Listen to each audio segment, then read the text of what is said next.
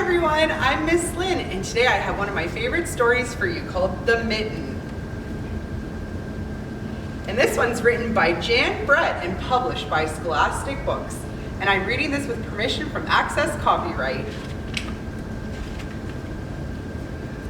Once there was a boy named Nicky who wanted his new mittens made from wool as white as snow. At first, his grandmother, Baba, did not want to knit white mittens. If you drop one in the snow, she warned, you'll never find it. But Nicky wanted snow white mittens, and finally, Baba made them.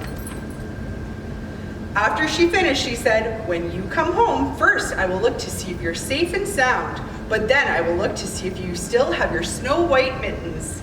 So off Nicky went, and it wasn't long until one of his new mittens dropped in the snow and was left behind. A mole came tunneling along and discovered the mitten and burrowed inside. It was cozy and warm and just the right size, so he decided to stay.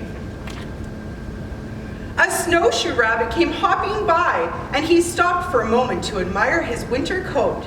It was then that he saw the mitten, and he wiggled in, feet first, and the mole didn't think that there was room for both of them. But when he saw the rabbit's big kickers, he moved over. Next, a hedgehog came snuffling along. Having spent the day looking under wet leaves for things to eat, he decided to move into the mitten and warm himself. The mole and the rabbit were bumped and jostled, but not being ones to argue with someone covered with prickles, they made room. As soon as the hedgehog disappeared into the mitten, a big owl, attracted by the commotion, swooped down, and when he decided to move in, the mole, the rabbit, and the hedgehog grumbled.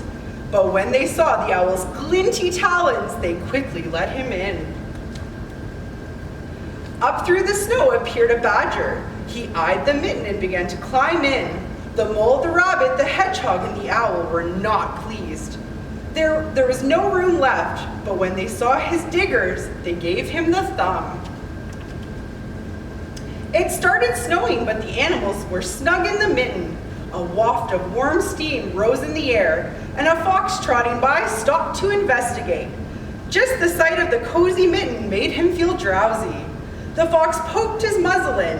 When the mole, the rabbit, the hedgehog, and the owl, and the badger saw his shiny teeth, they gave Fox lots of room.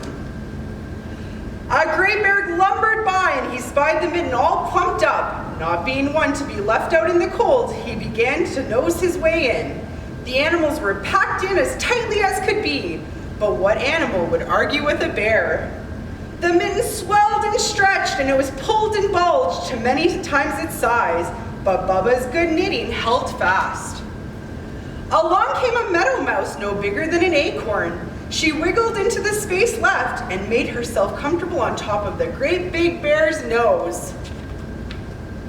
The bear, tickled by the mouse's whiskers, gave an enormous sneeze. Achoo! The force of the sneeze shot the mitten up into the sky and scattered the animals in all different directions. On his way home, Nicky saw a white shape in the distance. It was the lost mitten silhouetted against the blue sky. As he ran to catch his snow white mitten, he saw Bubba's face in the window. First, she looked to see if he was safe and sound, and then she saw he still had his white mittens, even though one was much bigger. Can you see that? It stretched right out.